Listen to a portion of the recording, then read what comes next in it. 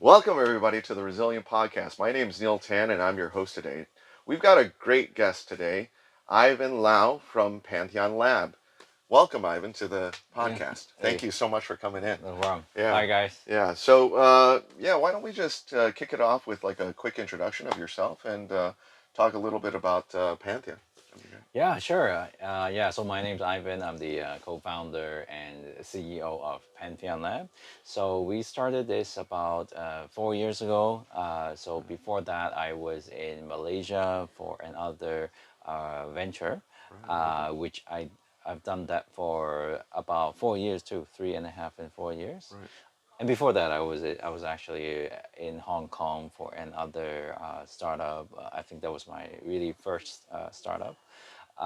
So it was altogether about 10, 11 years. Right. Before that, I was an engineer, software engineer in back in Canada. I have done two pretty interesting companies, SAPs, and then another one was in rail signaling.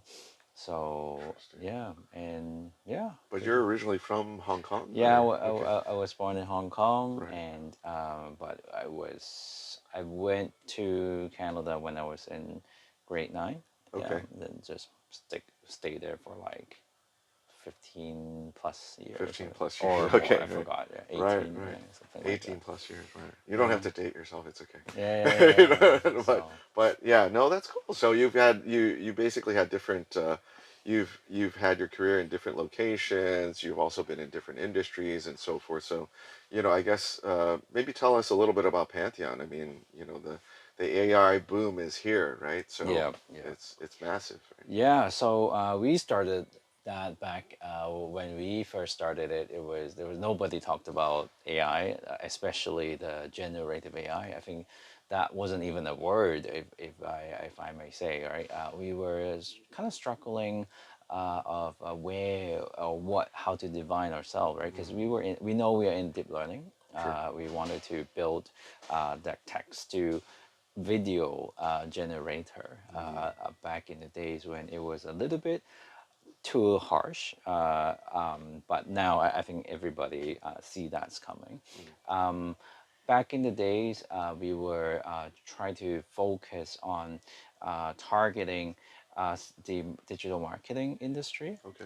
where we see there's a pain point from one of our angels who's actually deeply in the space. Like he's been telling us like how difficult it is to manage even a video shoot, right? Right, right. Um, for a little marketing campaign, Sure. for a brand, you can kind of gather like 10 plus or 15 people crew to shoot it in one day or Right. 2 days, and then you do the processing That's right. for another week.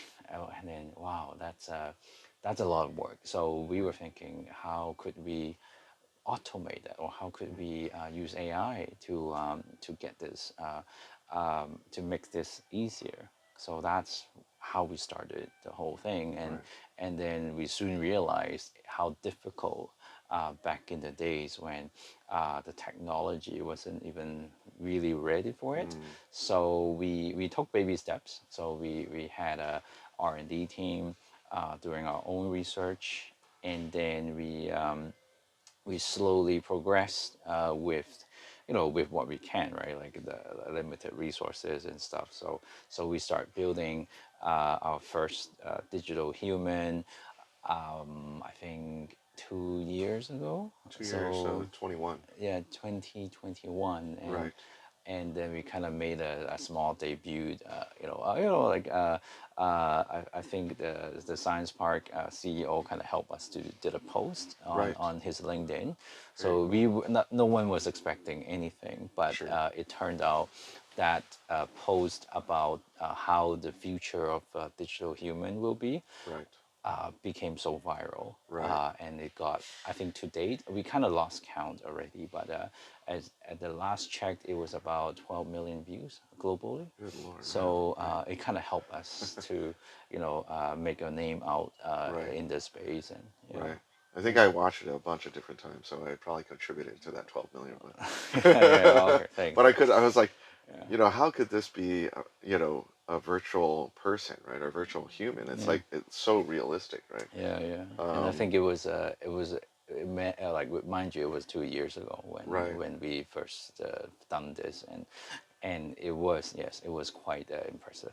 Of right, course, right. nowadays I think there's a lot of similar technologies coming out, even better ones. So it's always that catch up game, right? If you know, Sure. like, yeah, Yeah, absolutely. I in the mean, I tech think you space. kind of look at the technology and it's always advancing and progressing. So I'm sure there's like significant improvements inside of the space, right? So, Yeah. what sort of use cases have you come across or are you working on in this space that, Yeah. people can just kind of understand how virtual humans can be applied inside of their businesses or inside of their Mm. lives, right? Yeah, so I think we were lucky. I think very fortunate that we started a little bit early than a lot of Gen AI startups. So we had that little reputation. So people start to approach us when the whole Gen AI boom came out.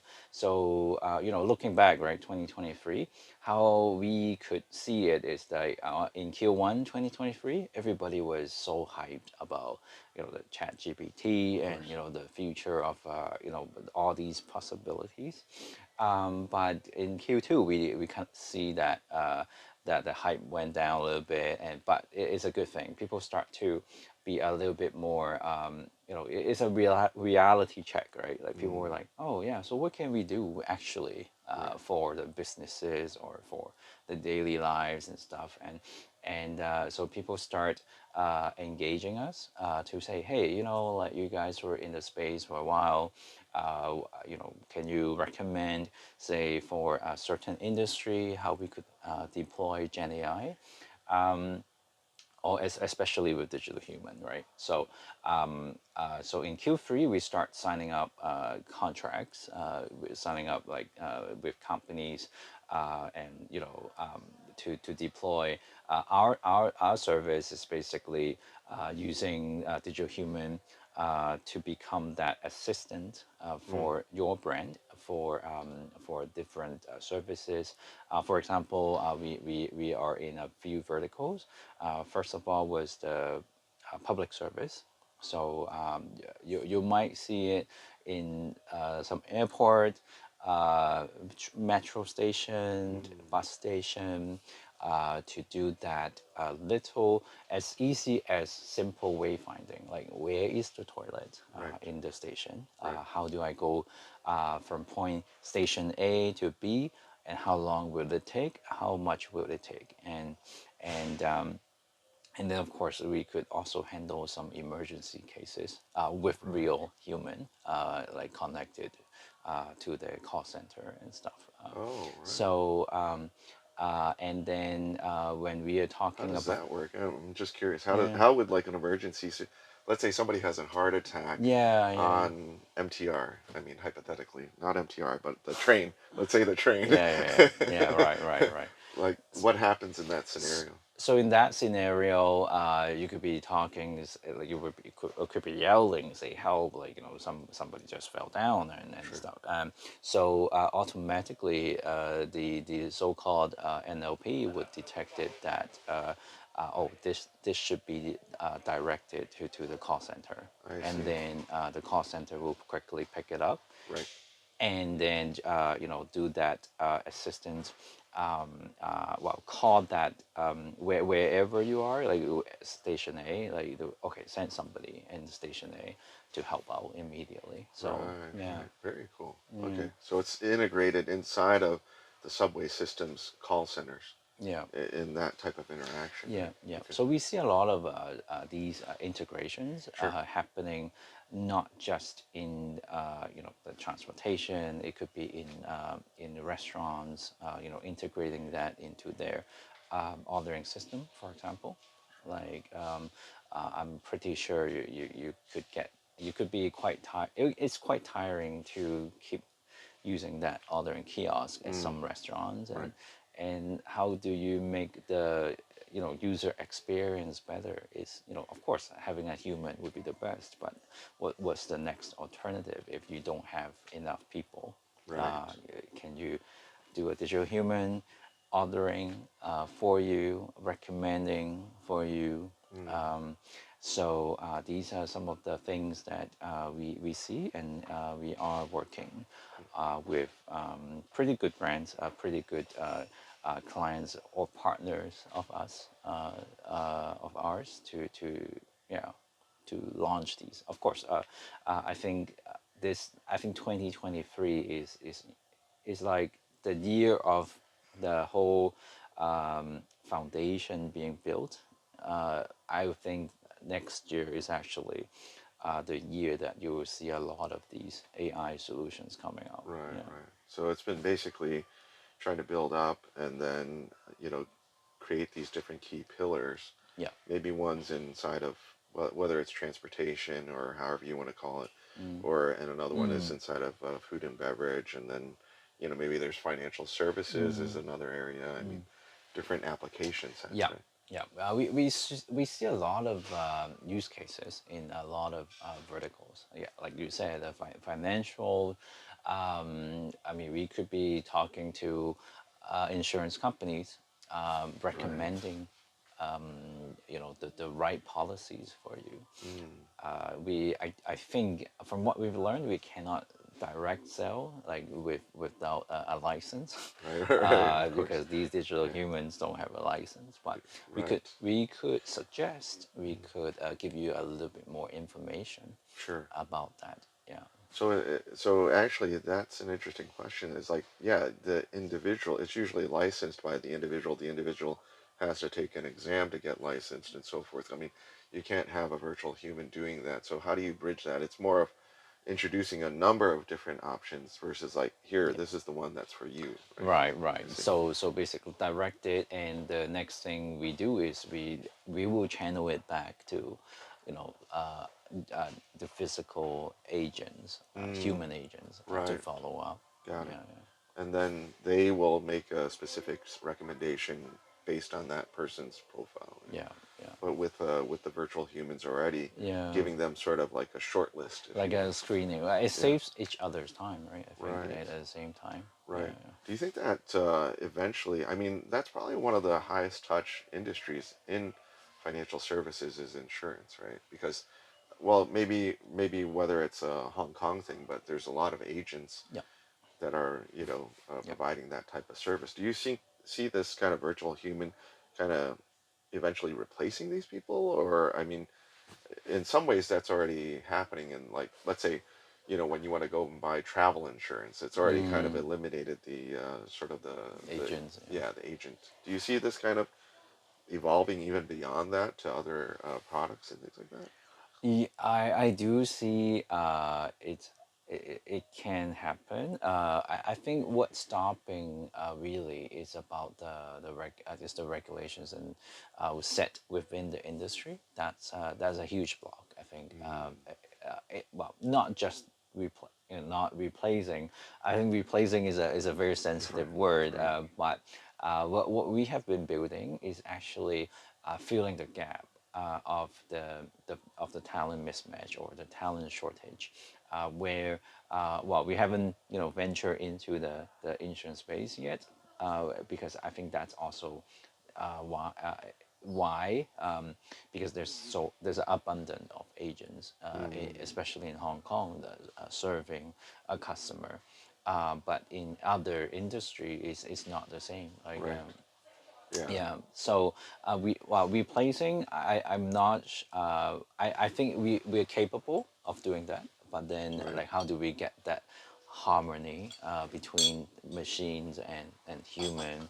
Um, but how I see it is when we have technology advancements, there's always a certain jobs that will be the scopes will be different or eliminated, but new jobs will be Right. created. Right. Like how do you do better prompt engineering nowadays, right? Like it's a new job. Right. Right. Yeah, Yeah, that's cool.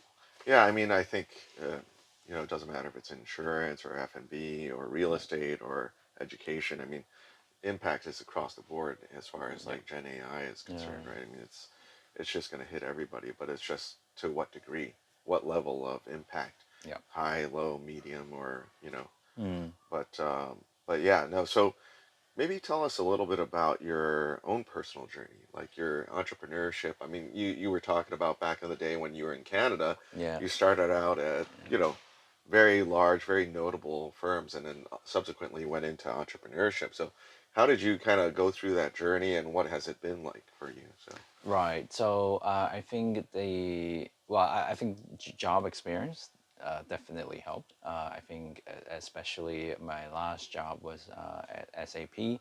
I think that was when I got my first angel support to start. Was back in Hong Kong. Like they were like, oh hey, like we actually want to build a business solution startup right, just to do custom, for example, ERPs, accounting right, sure, software to a lot of these clients yep, who don't want to pay for the hefty fees of sure, SAP, right? right, And then I thought, hey, that's interesting. I always wanted to, you know, get my feet wet and see like what really it's about startup and so that's how I started my journey. right. And And that was a startup in of itself. That was like yeah, creating SME ERP systems. yeah. Wow, So that's like okay, it was tough. It was, yeah, like not diving in, not knowing what you are getting out of. It is sure, actually, it's both exciting and challenging. But turns out we've done that for 2 years, and well, I don't think we broke even, but at the same right, time, we saw the challenge just that's coming.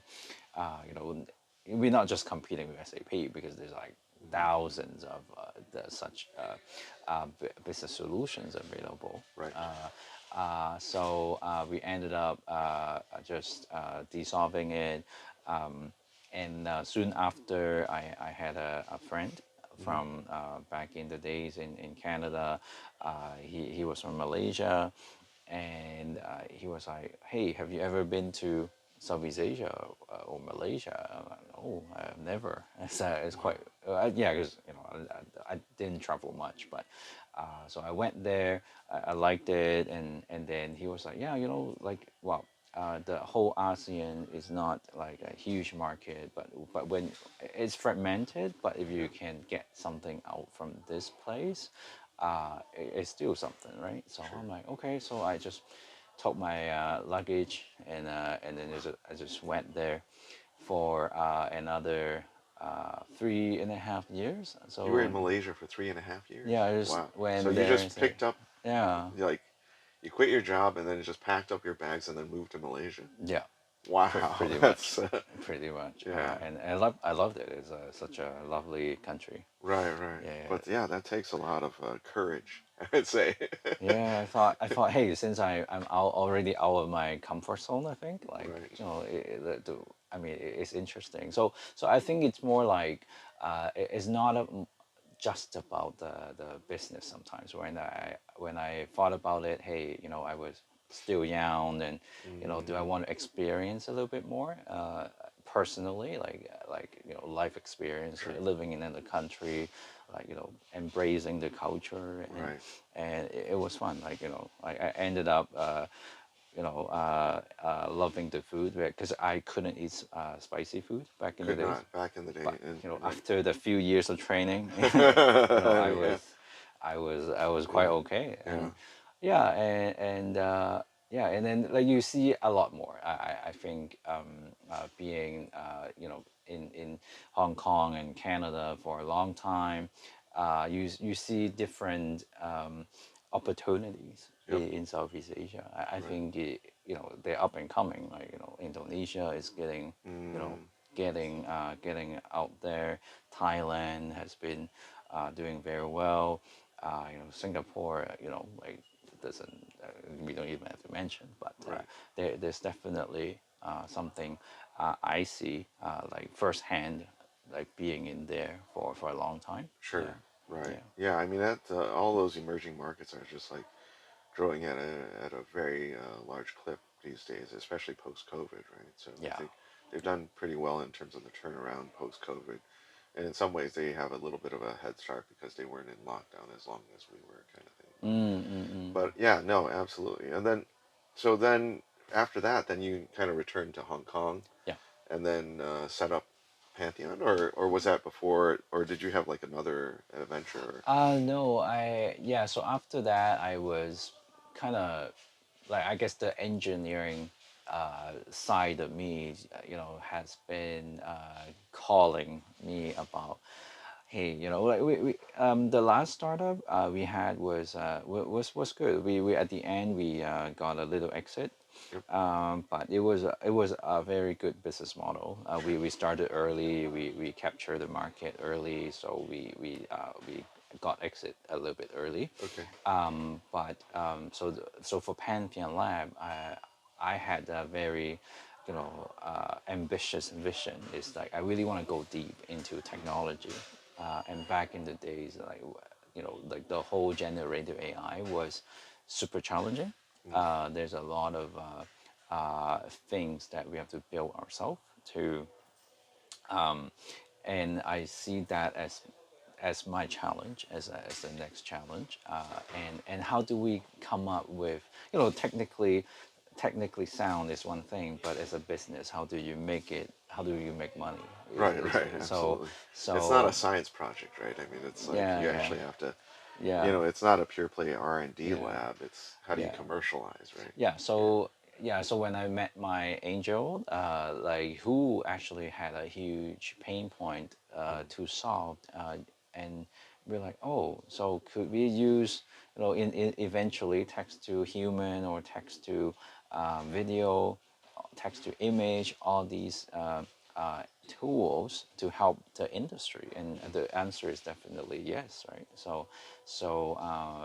Yeah, that's how it all got started. Yeah, Wow, that's yeah, cool. yeah. So what was I mean, what was the trigger event, or what was you know, the moment that you said, you know what, I need to do this Pantheon Lab opportunity, or even in the previous go around, is like, what were the trigger events for your entrepreneurship?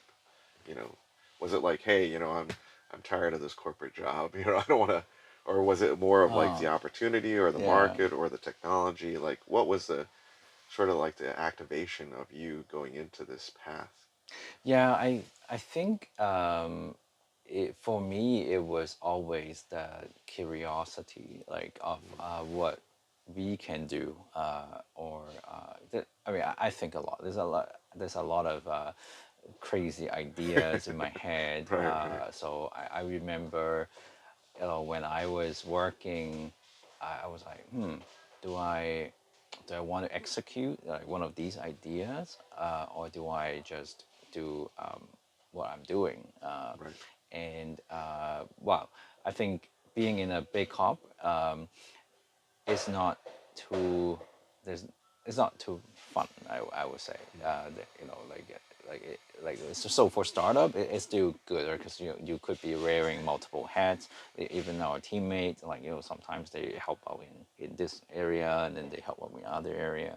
But in big corps, it's just it's very routine. Like That's right. you're focusing on one UI, that button for 3 years, and that's That button. you kind of that owner Right, for right. that, right? And so I'm like, do I want to do that for the next 5 years? Because you know so that's how I just kind of resigned, and Right. and yeah, and go with my own venture. Yeah, Right. yeah. And so like let's say you never met your angel, would you still have done the Pantheon Lab concept? Because maybe you didn't feel the direct pain points, or maybe I mean, was it meeting, it's almost like you have to interact with people to discover these type of Mm-mm-mm. opportunities, right? Or Yeah, interesting question. I would say yes, still, because when I was thinking that whole concept of using AI to generate videos, and humans especially, I was like, yeah, like this will be the future. I think, but that was when it was 2018 actually. I Wow. think that was Right. that's the future. That's something I want to focus, dive deep into. But like you said, I couldn't find a pain point. Like I mean, as an engineer myself, you know, like where can I apply this? I was thinking, oh, Hollywood, like would love this, but Right. you know, but like, how do I get from here to and in Malaysia to Hollywood Right. and you know like where there's nothing Right. I could present, right? So there's a huge mismatch Right. back in the days. But if you ask me right now, I would still want to pursue it. But it's just having the angel, having that angel check. Yeah. Is Yeah. definitely that confidence Right. is there. Yeah. Right. Because they basically de-risk the concept because they're like, all right, here, go and Mm. execute this. Yeah, yeah, yeah, In some yeah. ways, it's like, all right, I support Yeah. your dream kind And of then thing. there's that this validations, Right. right? Like he is in the industry. Like Mm. he could he could resonate what I had in mind. It's just that it's just a few years ahead, Right. but you know it is. We were very lucky that the world has been going to the way that we were thinking 4 years ago. Yeah. Right. What was your first deal that you landed, Pantheon? Can you tell us a little bit about that and what were the challenges inside of Mm. it and ultimately Mm. how did you win that account and you know how did you execute and so forth? Right, Yeah. right. So I think the first deal we land was with uh, there was one telco. Uh, well, sorry, I think it was one of the phone brands. Sure. Well, Cell phone plans are yeah, yeah. in You don't have China. to say Yeah. that. So we were, you know, like I think we were too ahead at the time when we kept on promoting these generative AI when it was not the right time Right. until I think a year and a half ago, a year and a half around there, we've landed our first real client. Mm. So we have been in our R&D or surviving mode for the past 3 years and Wow. Right. until this client came to us and say, hey, we wanted to build several virtual ambassador of our own Okay. because they do see that the PR risk to their brand is quite high. Okay.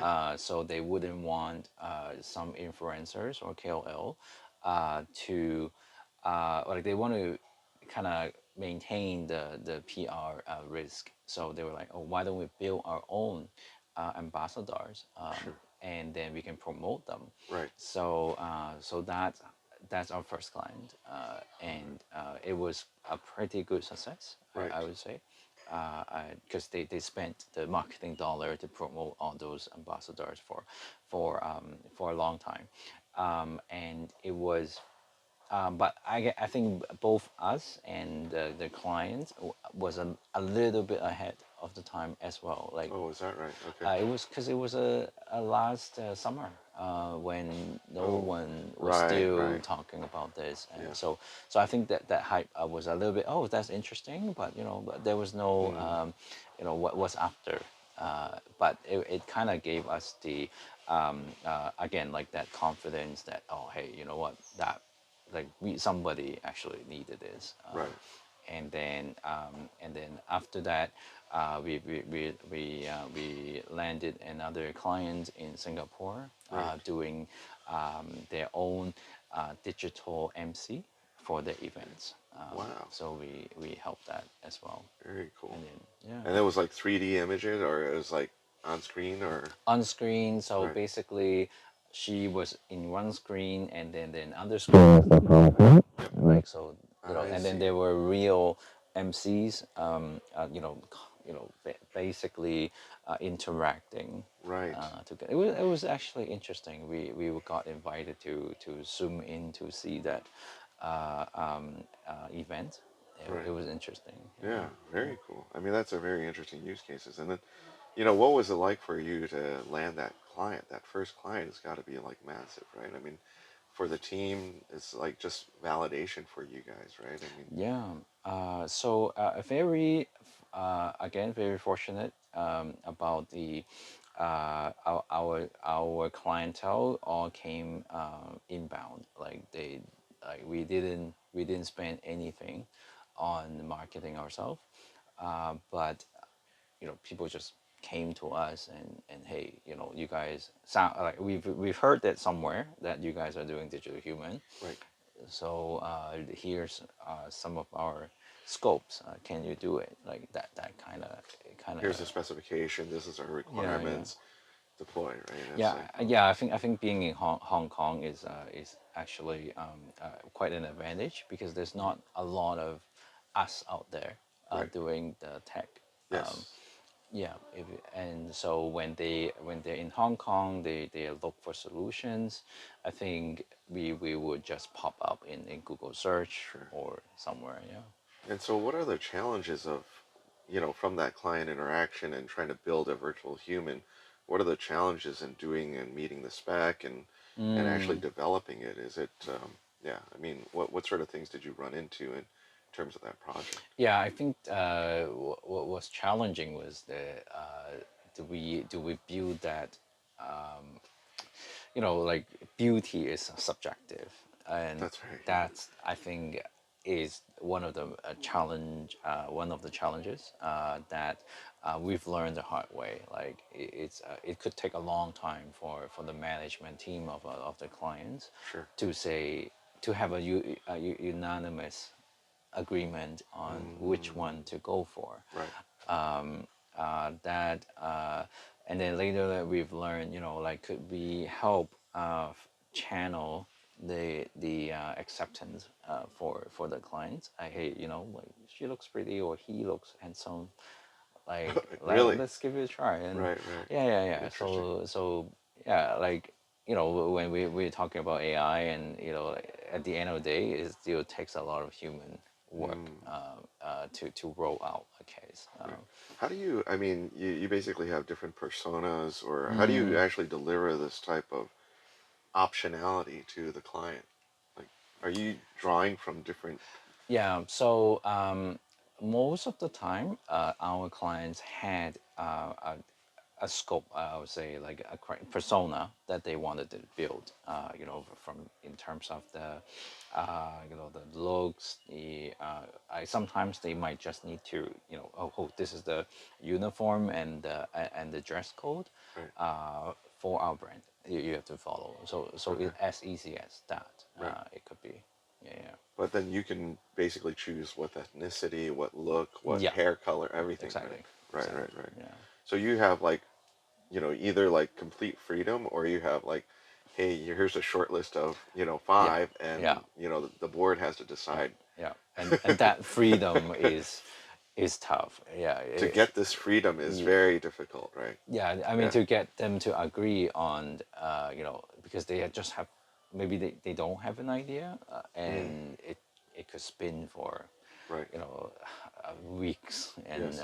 just to get that. Yeah. But is there any way to kind of make a short list of that based on market data to say, Yeah. what, the Yeah. market actually Yeah. prefers this type of Yeah. profile, or So yeah, that's something we did as well, and it works well. It okay, works well. right, So like it convinces the clients that, oh yeah, like I mean these are the popular statistics you see. right, Your model should look like that, and right. yeah, I see, it I see. definitely helps. Yeah, because you can probably find like whether influencers or Yeah, spokespersons, and then put them into the model and then pump out a, yeah, yeah, yeah, a yeah. UV virtual human, right? So, Exactly. okay, very cool. Yeah. And then, so yeah, I mean, I think when we kind of look at this, I mean, what are the challenges, or what are the potential risks, or what are the ethical considerations inside of like Mm, virtual humans? mm, You see a lot of different potential bad actors like leveraging this type of technology yeah. for different purposes. Like, what's your view inside of this space? Do we need to be more regulated? Do you think, Mm. what are those type of concerns inside of it?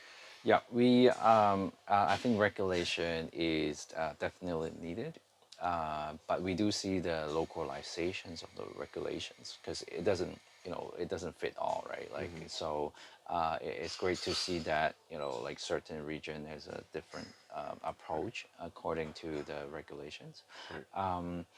But right now, how we, like there's a lot, of course, what we're doing right now is very controversial, like, cloning voices, Right. cloning faces, and like all these deep fakes and stuff. It has been like we got asked about these ones a lot, but how we actually see it is, you know um, we just put the example of a gun, right? Like, like we don't care.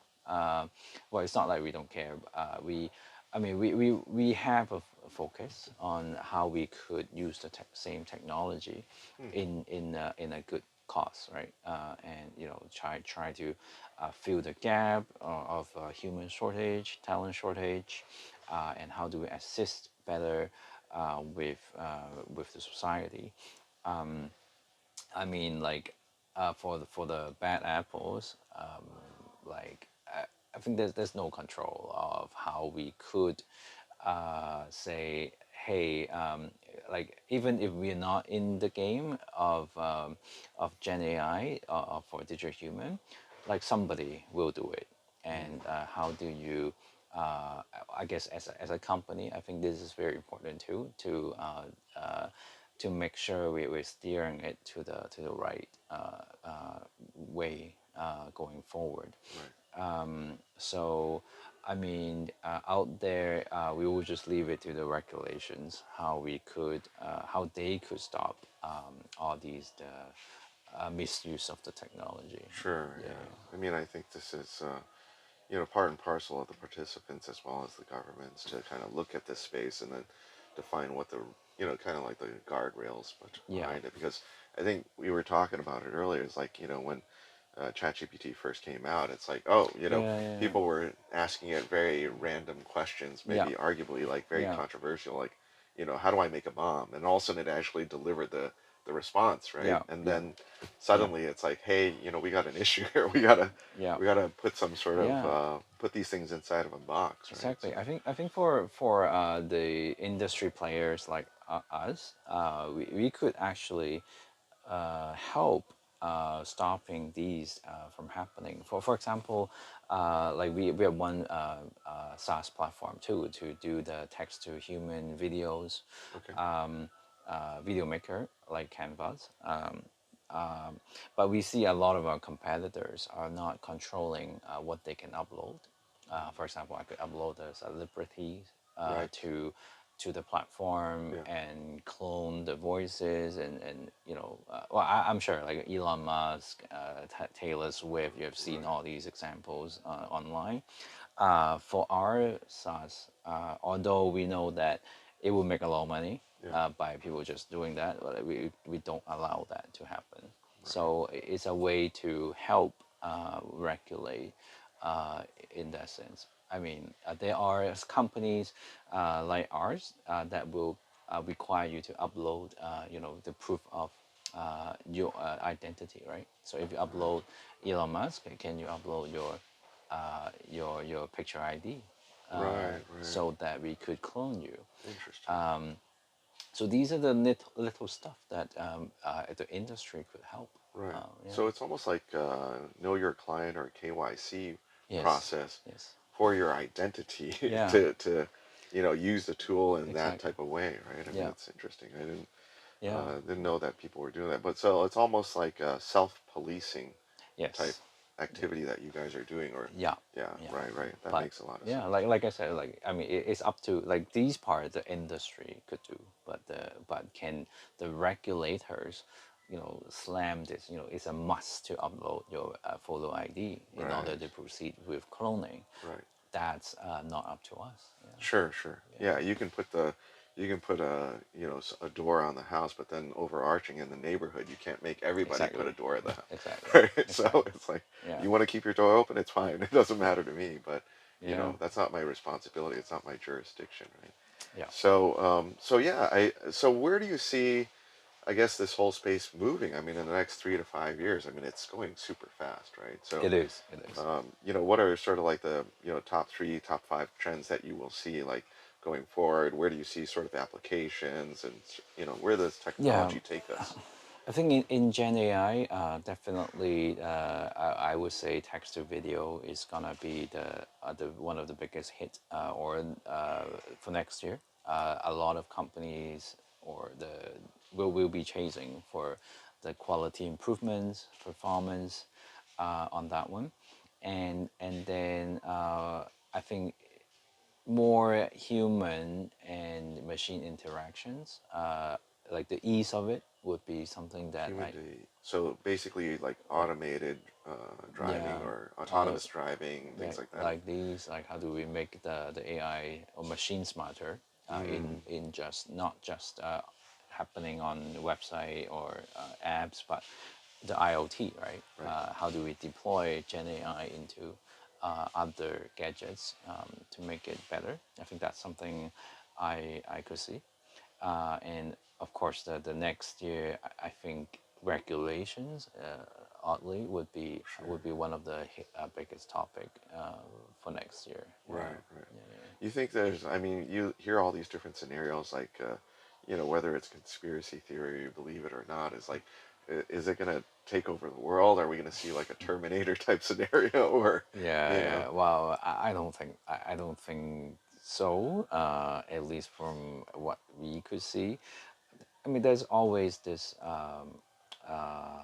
I was fail safe, um, that we could do to be, to me, right. It's not like you could let it run without any supervised instructions, I would say. right. So taking over the world, I don't know. I don't see You it don't see that really happening, happen. right? Yeah. Like maybe people were, deeply influenced by the movies, I Right, think. right. Who Yeah, isn't, right? I mean, yeah, that's the whole thing about media is yeah, the yeah. But influence. I think for on the technology side, I think the big guys will figure it out. Yeah, I think. Yeah, Right, right. yeah. And then, like, who will? I mean, you've seen all of this play out inside of like the whole Microsoft and, you know, and Google, and everybody's trying to up one each Mm, other, right? mm, So, mm, I mean, who are the? Will only these type of big tech players be the ones that are going to win and just corner this market, or like, what's your view in terms of competition inside of this area? right. I think it will become more on alliances in the future. Like I think there will be at one point that this large language models will be no different than other companies. Right. Like now that people are playing, oh yeah, up one, and people are catching up. But what if everybody is so good already? Like it's the same level. Like there's no more breakthroughs Right. in the, Do you and think we're gonna hit that ceiling? Like, there's always like sure. that. So before another few years Yep. of breakthrough, like I think that we will plateau somewhere. Mm, And when that happens, it's all about, yes, that infrastructure is ready. Like, so how do you build the applications on top?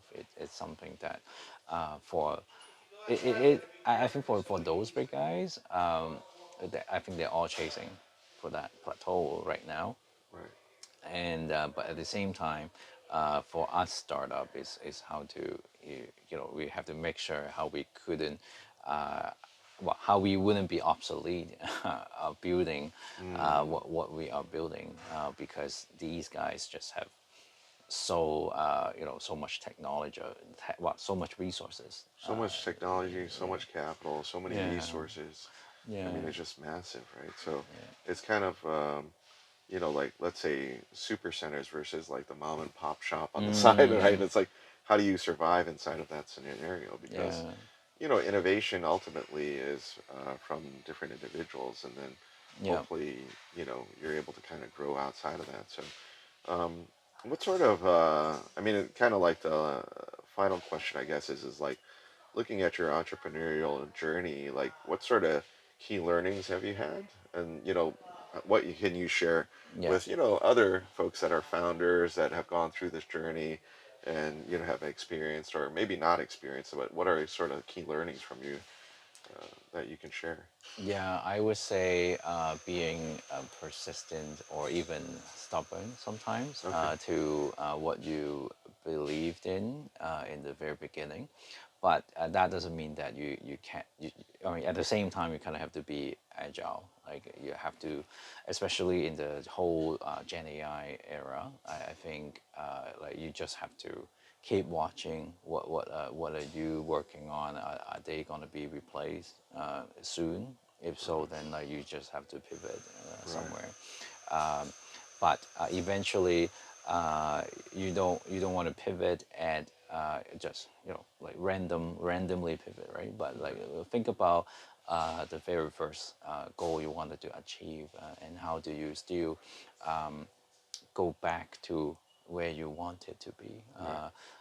So Why you started the journey in the first place, kind of thing. yeah, yeah. Right. It's not a straight line, right? It's Right. always about connecting the dots. Yeah, Sure. yeah, yeah, Right. Cool.